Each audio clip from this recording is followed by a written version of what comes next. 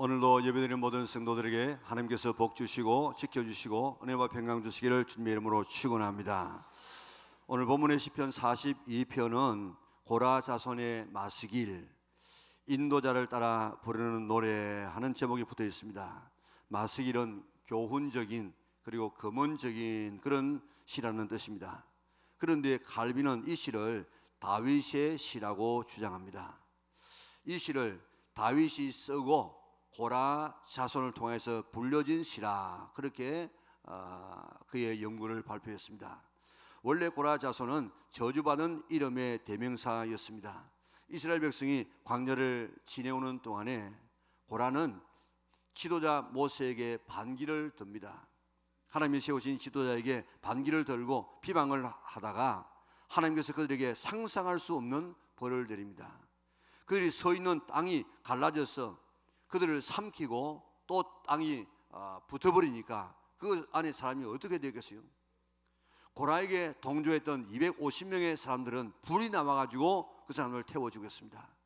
그 이후부터 고라 자손하면 하나님이 세우신 종에 대해서 반역하다가 하나님께 천벌을 받은 족속이다, 그렇게 부끄러운 이름이 항상 따라다녔습니다. 그런데 그들이 명예를 회복한 것이 다윗 시대입니다.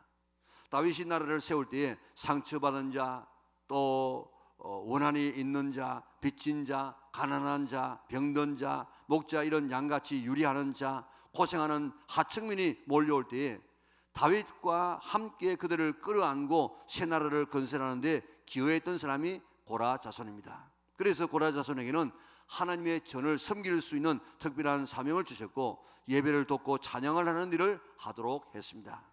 그런데 다윗의 아들 압살롬이 반역을 일으켜 측근 몇 사람을 데리고 망명을 합니다. 요단강을 건너갑니다. 그때 다윗에게 충성했던 고라 자손이 같이 갑니다. 반란이 일어나서 왕이 왕궁을 떠나서 망명길에 오르자 백성에게 수치와 멸시를 당합니다. 하나님께 예배드릴 수 있는 성소도 이제 갈 수가 없습니다.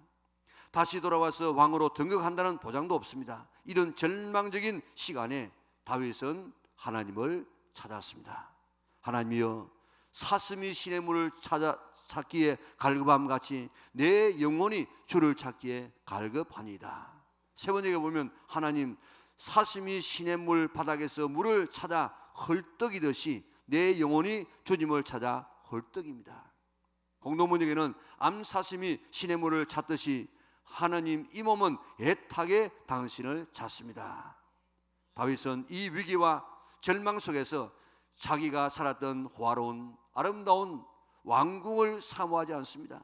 보호자를 사모하지 않았습니다. 다윗은 거친 광야에서 이리저리 쫓길 때에도, 아들에게 쫓겨서 맨발로 도망갔던 그 순간에도 내 영혼이 나의 왕권을 찾기에 갈급합니다. 찬란했던 유대 왕국을 갈망합니다. 그렇게 하지 않냐고 뭐라고 했다고요? 하나님이여, 사슴이 시냇 물을 찾기에 갈급함같이 내 영혼이 주를 찾기에 갈급하니이다. 다윗은 왕궁이 아니라, 보좌가 아니라 하나님을 찾았더니 하나님께서 그의 왕권을 회복시켜 주었습니다. 찬란한 다윗 왕국을 회복시켜 주었습니다. 다윗은 마침내 하나님, 나는 당신으로 인해서 만족합니다. 당신 한 분만으로 충분합니다. 그렇게 고백합니다. 이런 고백이 영락의 온 성도들의 고백이 될 수 있기를 바랍니다. 하나님을 갈망하면 하나님께서 우리의 모든 갈증을 다 목마름을 해결해 주시는 분이십니다. 나는 무엇에 목말라 하고 있습니까? 그리스의 수학자이며 철학자였던 피타고라스는 사람을 세 가지로 분류했습니다. 지식을 추구하는 자, 학자, 교육자, 과학자들입니다. 그 다음에는 명예를 추구하는 자, 정치가들, 그리고 연예인들, 그리고 외모지상주의에 사는 사람들. 세 번째로 소득을 추구하는 사람, 돈을 벌기 위해서, 축적하기 위해서, 부자 되기 위해서 그렇게 애를 쓰는 사람, 이런 세 사람으로 분류했는데 토제라는 목사님은 여기에다가 두 가지를 더 추가했습니다. 아무것도 추구하지 않는 자, 그리고 하나님을 추구하는 자, 이렇게 다섯 가지 종류의 사람으로 분류를 했습니다. 나는 무엇을 추구하고 무엇에 목말라고 있습니까? 대부분의 사람들은 지식을 추구하고 명예를 추구하고 부를, 돈을 추구합니다. 지나치리만큼 여기에 몰두합니다. 예수 믿는 우리들도 이런 것을 추구하는 것이 죄가 아닙니다. 이런 것 추구해야 살 수 있습니다. 그러나 가장 강력하게 최고로 가장 먼저 추구해야 할 것이 있는데 그것은 바로 하나님이라는 사실입니다. 하나님을 찾기에 목말라 할 수 있기를 바랍니다. 사슴이 목이 마르면 죽을 줄 알면서 거기에 가면 맹수가 기다리고 있다는 사실을 알면서라도 물을 마시고자 하는 이런 이 욕망 때문에 꾸역꾸역 가서 물을 마시고 죽기도 합니다. 생명을 걸고 물을 찾아갑니다. 다윗은 그렇게 내가 하나님을 찾기에 갈급합니다. 그렇게 고백하고 있습니다. 나는 하나님을 이렇게 찾고 있는가? 죽을 각오하고 나는 하나님을 찾고 있는가? 하나님을 다윗처럼 이렇게 목말라 하고 찾고 갈망하고 사모하는 우리 영락의 온 성도들 될 수 있기를 바랍니다. 나는 무엇을 갈망하고 무엇에 목말라하고 나는 무엇을 지금 사모하고 있는가? 미국의 존 파이퍼 목사님이 쓴 하나님을 갈망한다 하는 그런 책이 있는데 이 책에서 파이퍼 목사님은 하나님을 갈망하지 아니하면 미로로 빠지게 된다 그랬습니다.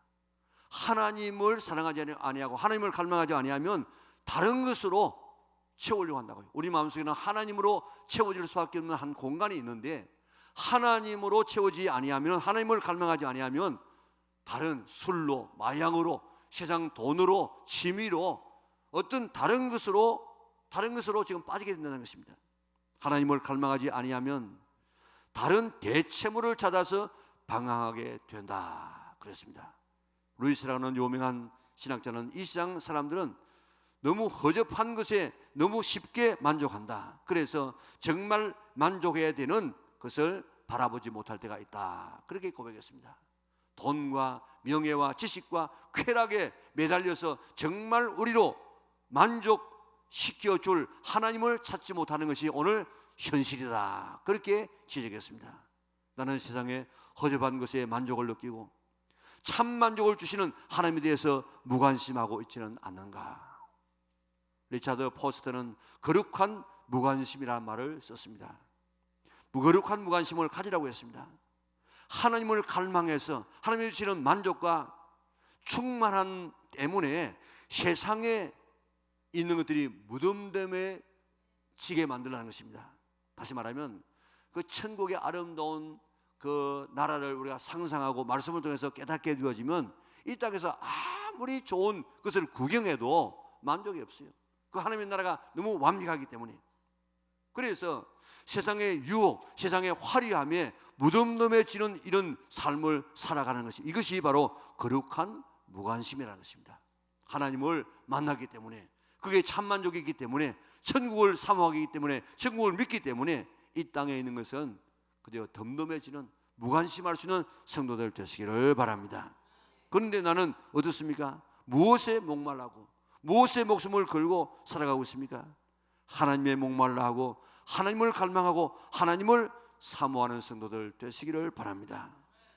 오늘 세계가 점점 영적 갈급함이 식어져 가고 있습니다. 기도원이 안 되어집니다. 새벽 기도가 빕니다. 오늘 세상 사람들이 점점 이 영적 갈급함이 없이 세상으로 빠져나간다고요. 물질 만능주의에 빠집니다. 종교 다원주의에 빠집니다. 풍요롭게 사는 것에 목말라합니다. 그리고 돈 버는 것 건강하게 사는 것에 취미생활에 평안한 생활에 목말라하고 있습니다. 영적 갈급함이 점점 사라지고 있는 시대입니다. 라오디게아 교회처럼 말입니다. 라오디게아 교회가 어떻습니까? 나는 부자라 부유하여 부족한 것이 없다 그렇게 하지만은 실상은 가난하고 헐벗고 가련한 삶을 살았습니다. 육신의 삶에 만족하여서 영적인 갈급함, 영적인 뜨거움이 없는 미지근한 그런 신앙으로 되어버리고 말았습니다. 이것이 오늘 현대교회의 모습이라는 것입니다. 이게 바로 내 모습 아니겠습니까? 이제 하나님에 대해서 목말라 할 수 있기를 바랍니다. 갈망하시기를 바랍니다. 하나님을 위해서 우리가 목말라 하면 그게 사력을 다해 사력을. 사마리아 여자도 이런 목마름이 있었습니다. 남편을 5번이나 갈아치웠으니까 무슨 그에게 참 만족이 있겠습니까? 예수님으로부터 영원히 목마르지 않는 샘물을 발견했습니다. 목마름이 있었으니까 이렇게 해결함도 받게 되었다고요. 어거스틴은 보세요, 천하에 방탕하였습니다. 그의 목마름 때문에 종교라는 종교에 다 가서 한번 심취해 보았습니다. 그래도 그에게 기쁨이 없었어요. 어린 나이에 사생활을 다 보기도 했습니다. 온갖 죄를 다 지어보았습니다. 그러나 그에게 참된 만족이 없었어요. 그가 하나님을 만나고 그의 참회록에 이렇게 고백합니다. 내가 하나님의 품에 돌아오기 전까지는 내 영혼이 안식을 누릴 수가 없었습니다. 하나님만으로 채울 수 있는 그 공간에 다른 세상 모든 것을 다 채워보아도 채워지지 않더라는 것입니다. 그러나 하나님으로 채워졌을 때 그에게는 참된 만족이 있었습니다. 나는 지금 무엇에 목말라고 있습니까? 하나님께 목말라 해야 하나님을 만날 수 있습니다. 하나님을 만나야만 인생의 목마름이 다 해결될 수 있는 줄 믿으시기를 바랍니다. 우리나라 최고의 지성이라고 불리는 분이 바로 이어령 교수입니다. 자신을 평가하기를 나는 평생 우물 파는 사람이다, 그렇게 고백했습니다. 어떤 사람이 우물 판다고 했습니까? 목마른 사람이 우물 파. 그러니까 이어령 교수는 평생에 우물 파. 왜 그렇습니까? 목이 말랐어. 어떻게 하면 어디에 지금 목마름을 해결할 수 있는가 하고 계속해서 평생 동안 우물 파는 삶을 살아왔다는 것입니다. 그는 늘 알 수 없는 갈증이 그의 마음속에 있었습니다. 그는 고백하기를 명예를 위해서 글을 썼더니 명예가 생기더랍니다. 돈을 벌려고 했더니 돈이 생겨지더랍니다. 병 때문에 병원에 가니까 병이 나아지더랍니다. 그런데 어느 날 너무 외로워서 극장에 가서 영화를 보았는데도 마음이 채워지지 아니하고, 그가 그토록 좋아하는 그런 글을 읽어봐도 마음이 채워지지 아니하고 이 세상에 나 혼자구나 하는 느낌이 다가와서 절대 고독을 느끼게 되었다는 것입니다. 이러한 영혼의 목마름을 어디로 가야 채울 수 있을까? 이 세상에 어떤 것으로도 자신의 목마름이 채워지지 않더라는 것입니다. 그런데 어느 순간 이 갈증이 바로 진리에 대한 갈증이구나, 이게 창조주에 대한 목마름이구나 하는 것을 깨닫게 되었습니다. 수없이 많은 우물을 파고 고독한 영혼의 광야를 통과한 이후에 비로소 영원히 목마르지 않는 샘을 만났는데 그것이 바로 하나님이더라는 것입니다. 이런 교수는 그렇게 진리의 하나님을 깨닫게 되니까 목마름이 다 채워져서 지금도 얼마나 많은 이런 이 책들을 쓰고 있습니까? 지성에서 영성으로, 그리고 자기가 만난 하나님에 대해서 얼마나 지금 많이 간증하고 다니는지 모릅니다. 하나님에 대해서 목말라 해야만 하나님을 만날 수 있는데 우리 영락이는 모든 성도들도 하나님에 대해서 목말라 할 수 있는 성도들 될 수 있기를 바랍니다. 선다싱은 1889년에 인도의 북부의 어느 작은 마을에서 태어났는데 부모님이 참 부유했습니다. 부모님의 특별한 사랑을 받으면서 살았습니다. 그런데 그의 집에는 언제나 힌두교의 성녀들이 끊어지지를 않았습니다. 왜냐하면 어머니가 덕망 높은 그런 성녀들과 교제하는 것을 매우 좋아했기 때문입니다. 그래서 선다싱 역시 그런 종교적 배경에서 늘 스님이 드나드는 집안에서 살았습니다. 그런 기독교에서 세운 소학교에 들어가서 공부를 했는데 성경을 가르치는 선생님들이 그렇게 미울 수가 없더랍니다. 그래서 교장을 찾아가서 교장 선생님, 저도 성경 한 권 좀 이렇게 가졌으면 좋겠습니다. 그래서 성경 한 권을 구했답니다.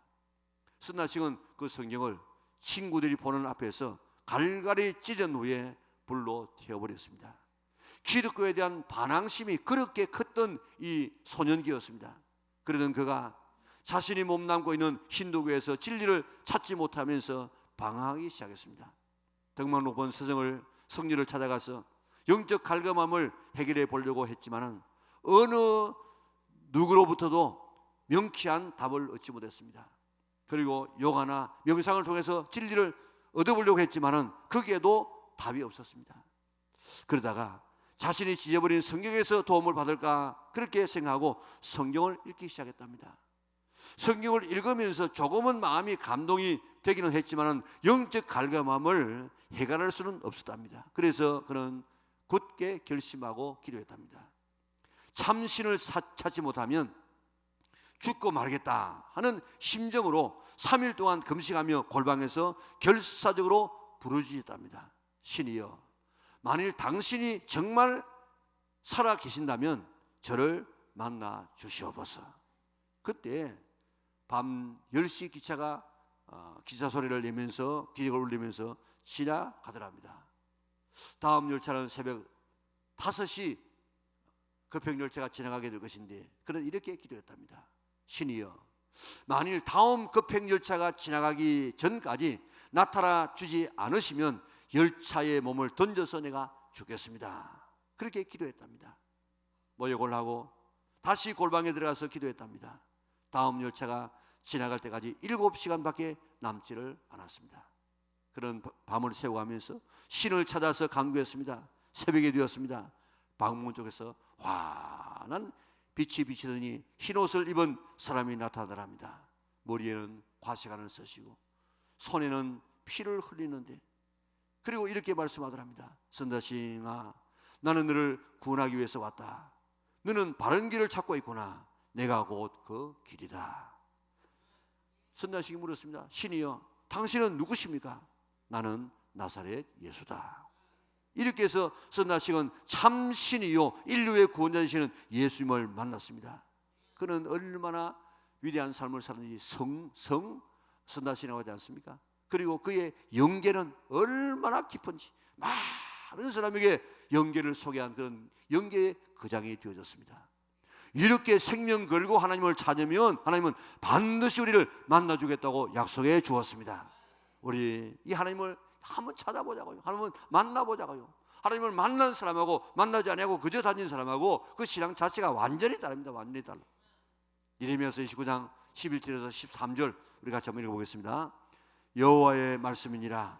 너희를 향한 나의 생각을 내가 아나니 평안이요 너희에게 희망을 주는 것이니라. 너희가 내게 부르짖으며 내게 와서 기도하면 내가 너희들의 기도를 들을 것이요 너희가 온 마음으로 나를 구하면 나를 찾을 것이요 나를 만나리라. 아멘.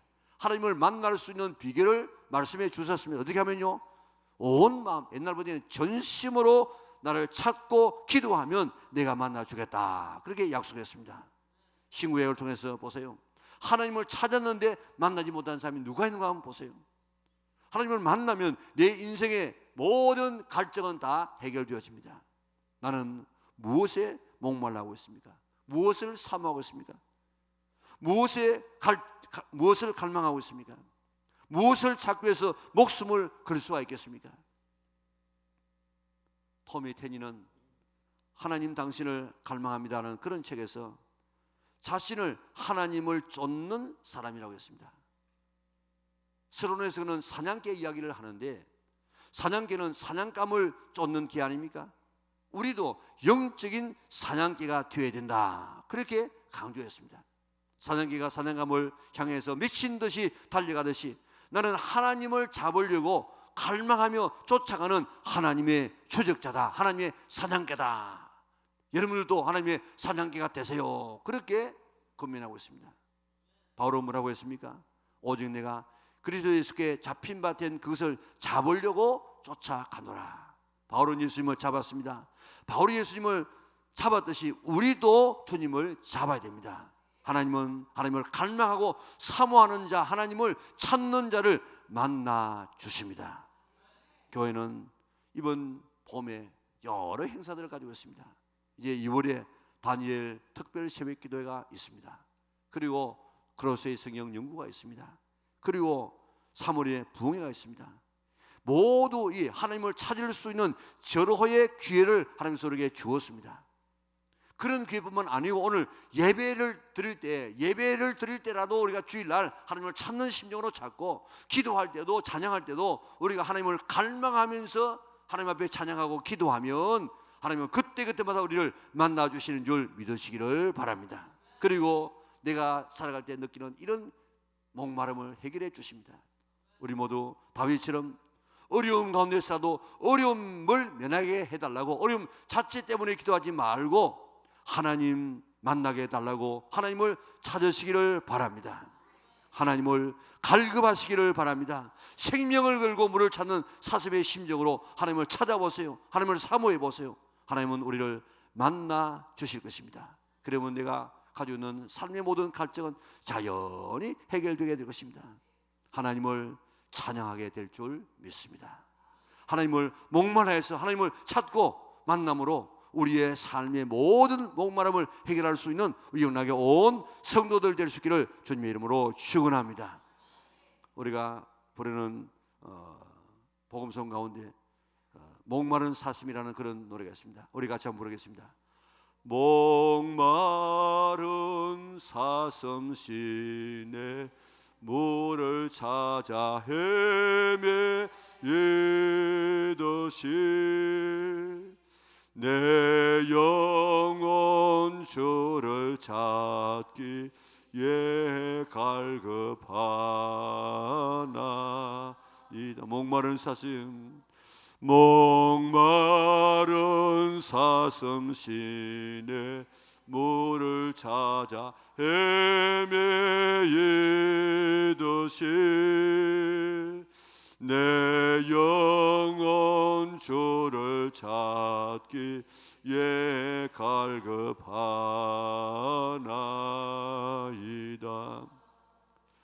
주님만이 나의 힘, 나의 방패, 나의 참 소망, 나의 몸 정성 다 바쳐서 주님 경배합니다. 목마른 사슴처럼 목마른 사슴이 신의 물을 찾게 되어지면 맹수가 기다리고 있다가 그를 잡아먹을 수도 있는데도 불구하고 그 목마름이 너무너무 심해서 죽음도 불사하고 나가서 물을 찾는 이 목마른 사슴처럼 하나님을 찾아서 다 만날 수 있는 우리 영락에 온 성도들 될 수 있기를 주님의 이름으로 축원합니다. 왜 하나님에게 목말라 해야 되겠습니까? 왜 하나님에게 갈증을 가져야 되겠습니까? 예수님, 하나님은 생수의 근원이기 때문에 그렇습니다. 우리가 생수를 떠나서 살 수 없기 때문에 생수의 근원이신 하나님이기 때문에 우리가 그분을 만나야 됩니다. 우리 예레미야서 2장 13절 우리 같이 읽겠습니다. 내 백성이 두 가지 악을 행하였나니 곧 그들이 생수의 근원되는 나를 버린 것과 스스로 웅덩이를 판 것인데 그것은 그 물을 가두지 못할 터진 웅덩이들이니라. 아멘. 자, 여기에 이스라엘 백성들이 두 가지 악을 범했는데 하나는 생수의 근원인 나를 버린 것, 생수의 근원을 버린 것, 그리고 터진 웅덩이를 스스로 가지고 있는데 아무리 부어도 이는 담겨지지 아니하는 그런 터진 웅덩이를 가지고 있다는 것입니다. 예레미야서 17장 13절에도 같이 읽겠습니다.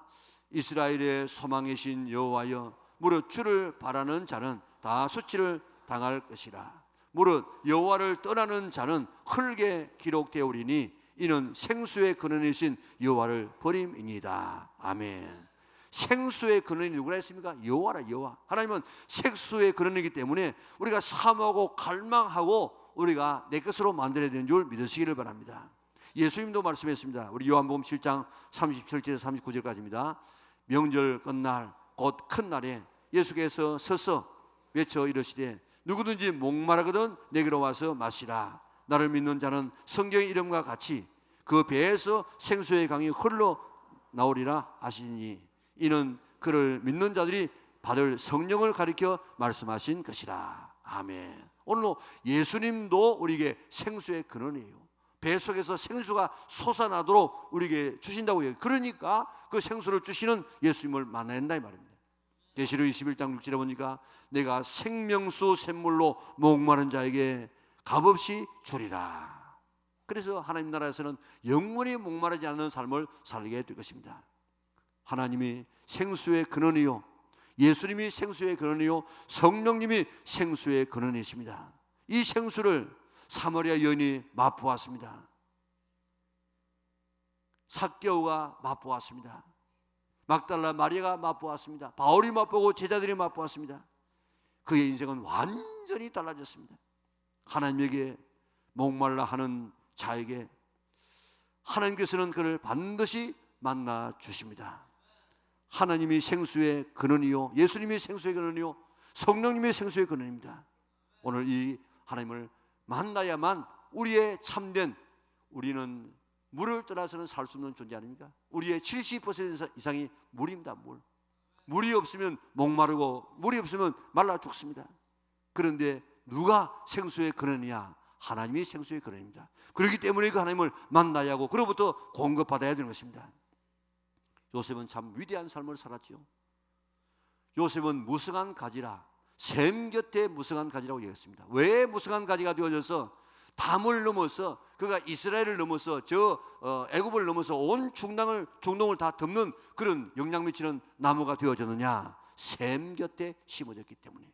오늘 내 인생의 뿌리를 참 생명의 근원 되시는, 생수의 근원 되시는 예수님에게 인생의 뿌리를 내리시기를 바랍니다. 그러면 우리의 인생은 담으려고 하는 축복을 받게 되는 것입니다. 왜 하나님께서 하나님에게 목말라 해야 되고 왜 갈증을 느껴야 합니까? 하나님은 생수의 근원이기 때문에 그렇습니다. 뿐만 아니라 하나님은 생명 자체예요. 우리 8절을 같이 한번 보겠습니다. 낮에는 여호와께서 그의 인자하심을 베푸시고 밤에는 그의 찬송이 내게 생명 기도하리이다. 아멘. 쉬운 말씀에는 나의 생명이신 하나님께 기도하리라, 그렇게 되어 있습니다. 하나님은 우리의 뭐라고요? 생명이에요. 생명. 하나님을 사모하고 하나님을 갈망하는 이유는 하나님은 나의 생명이시기 때문에 그렇습니다. 그분 떠나가면 내 생명 떠나간다는 것입니다. 찬송가 446장에 참 아름다운 3절의 가사가 이렇습니다. 주 떠나가시면 내 생명 헛되네. 기뻐나 슬플 때 늘 계시옵소서. 주 떠나가시면 내 생명 헛되요. 왜 그렇습니까? 예수님은 생명이기 때문에. 생명. 주님 계셔야만 합니다. 주님 떠나가시면 내 생명 떠나가게 되는 것입니다. 예수님도 뭐라고 하셨습니까? 나는 부활이요 생명이다 그랬습니다. 나는 생명이에요. 예수님은 생명이에요. 예수님이 떠나가면 생명은 떠나가는 것이기 때문에 예수님을 사모하고 예수님을 사랑하고 예수님에게서 목말라 해야 된다는 것입니다. 이 세상 모든 것을 버려도 하나님만은, 예수님만은 버리지 않기를 바랍니다. 왜 그렇습니까? 하나님은 생명이기 때문에, 하나님은 생수의 근원이기 때문에 하나님을 떠나면 안 돼요. 다윗은 자기 인생의 최고의 위기 가운데서 다른 것을 구하지 아니하고 하나님을 구했더니 하나님께서 자기의 문제를 다 목마름을 해결해 주었습니다. 세상에 허접한 것에 만족해서 생수의 근원이신, 생명이신 하나님에게 무관심하는 성도들 되지 않기를 바랍니다. 세상에 배부르고 세상 재미에 빠져서 하나님을 사모하지 않는 세상이 점점 되어져 가고 있습니다.